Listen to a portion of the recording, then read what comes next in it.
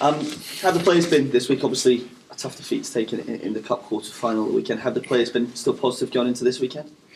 Yeah, because they know they played well. It's some things you can't control. I mean, I think it was the worst start possible for us. Going down to 10 men after a minute, and obviously the 2 goals put us really on the back foot. But I thought to a man they played really well. Kept the chances to a minimum, and we had some real good opportunities to score and actually take the game into extra time or even win the tie. With 10 men for 89 minutes, I thought it was a brilliant effort from the players, and they know that. We don't kid ourselves if we let ourselves down in a performance wise. I think we're really honest with ourselves and each other. But at the end of the day, we didn't go through, and that was the target for us. So there's a bit of pain from that. The target is now top 6. You are just 1 point off 4th place. With just 3 games to go, is it a case of now or never? You need to get the points on the board before the split happens.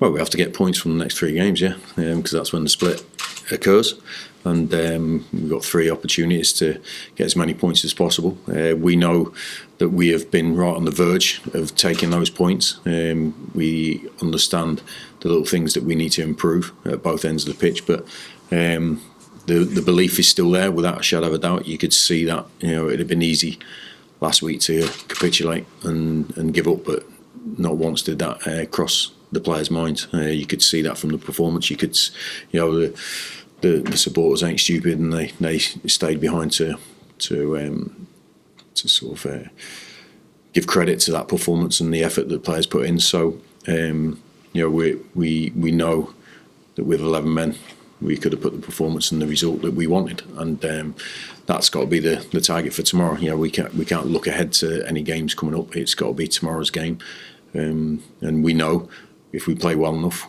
we've got an opportunity to win 3 points. But we know every game in this division is tough, and we'll expect that tomorrow.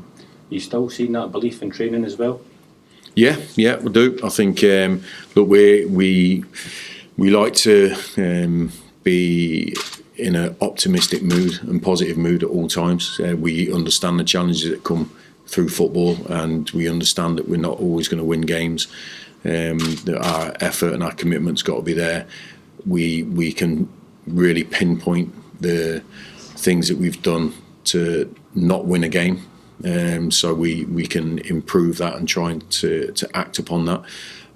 But we don't come in the following week after a negative result, all doom and gloom, and thinking the world's going to end. We always look forward to the next opportunity and plan and prepare for that, and that's what the players have done this week. The fact that there's only 1 point between 4th and 9th, is that something you're stressing to the players, that a couple of wins and you're way up the Well, I'll be honest, I don't have to stress it. I think everyone sees it, and it's been the case for probably the last month. I think that group of teams, has really grown tight, and I think that's been the case. I think people probably thought in a month's time, at this point there'd been more of a gap, but it's stayed that way. So it gives a lot of teams the opportunity to win as many points in the next 3 games and take that chance. So we're in that group, and we're really happy to be in that group. Do you see St Johnstone and Dundee's being cut adrift now? No, I don't think so. But there's 9 points to the split, and then there's more points after that. So for me, I'm not looking at other teams and what their season might look like. I'm looking at our team and what we can do. And our original ambition is still alive. And we always know there's going to be peaks and troughs, and but you come out of one at some point, and we have to come out of this with wins. We can't, in the next 3 games, draw our way to the top 6. I think we're going to have to take some points with wins, but who knows what that target will be? Because I'll be honest, I ain't got a clue who everyone else is playing in the next 3 games. I'm only targeting our games and St Johnstone tomorrow. Is that a case of now going into the game tomorrow and doing what you can do well and stay positive to get the 3 points? Yeah, it's we when we analyse the game with the team, we look at what we did well, we look at what we can improve, and we do that regardless of the result, win, lose or draw. So there's always a balance in our approach, in how we work. There's always noise around the game, around your team, from outside sources about this and that. But that happens after 2 games of the season, and you see how the season progresses. It goes from one extreme to another. So we always look at assessing our season at the end of it, rather than a 10-game stage or a 20-game stage, and that's not going to change for me. We know we have the players here to win the games. We know that mentally they're in a good place, regardless of what's gone on before, because we know that opportunity is still there, and that's what we focus on. We're focused on what's in front of us, and not what's already gone. Why? I mean, there's been a few teams in the league this year who've been on these runs without a win in the league and things like that. Why do you think that's been this year? It's not just been you, it's been 4 or 5 other teams. Yeah, I think it has been. Apart from maybe the top 3, I think everyone else has had this spell. I think there's a control issue from the narrative and the message with around teams, and it used to be just from the coaching staff that would communicate with the squad and be able to keep things in check and keep a balance. But now, as you know, with so many outlets and so many ways of communicating messages to teams, it's not just our message, it's everybody's message. And I think players can either get carried away with one extreme or the other, whether you're winning games and you think you're better than what you actually are, or you're not winning games and you think you're worse than you are. I think there's always a band of balance in between where most teams are, but it's about controlling your mindset and your emotions to not go from one extreme to another. And I think it's a difficult thing to do in modern life, with so much opinion and information out there. But that's the way of the world. We have to control that. We have to manage that. The players have to manage that themselves. I think they have to listen to the relevant people about what's needed and what's necessary and where they are. But I'll look at my players and I'll look at these games.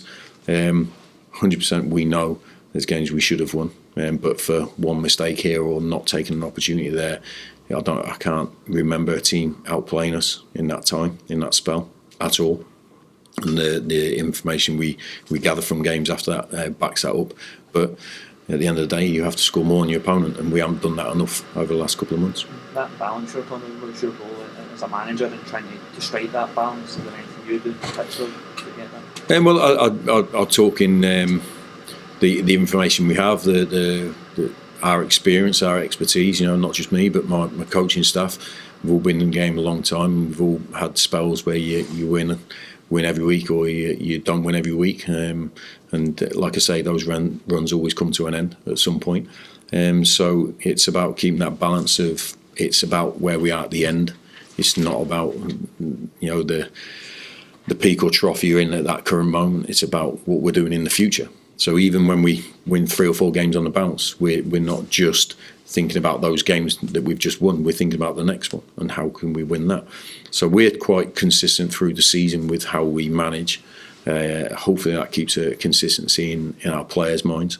And then you're looking at your experienced players, your leaders of your squad, to sort of to back that message and keep everyone on an even keel. And I think we've got the players to do that, and they have done that. So I think if the spirit and the character of the team wasn't good, I think it would have been exposed last week when we went down to 10 men. But what you saw was a team that came together and shown that they care about each other and they care about their job. And we're a good team that's fighting to achieve something this season, and that's still the case. Is there going to be a FaceTime with Callum after the game tomorrow or things like that? Or what's the script? I don't know. It would depend on the result. I think one of us might not be too happy, but that's the case. No, I'll text Callum yesterday because obviously he's poorly, and just on a human level, I just want to make sure him and his wife and his kids are okay. So, it's something that's going around. Everyone's been affected by it at some point or another. But it's about the 2 teams on Saturday. How's your squad looking ahead of it? Yeah, we've got a couple of niggles from a couple of players that have missed training this week, unfortunately. But we're going to assess them now to see if they can make the squad for tomorrow. Mark O'Hara is going to train today, so we'll see how he is. Which will be a positive if he gets through training today. But apart from that, obviously Bevis is missing through suspension, but everyone else is available.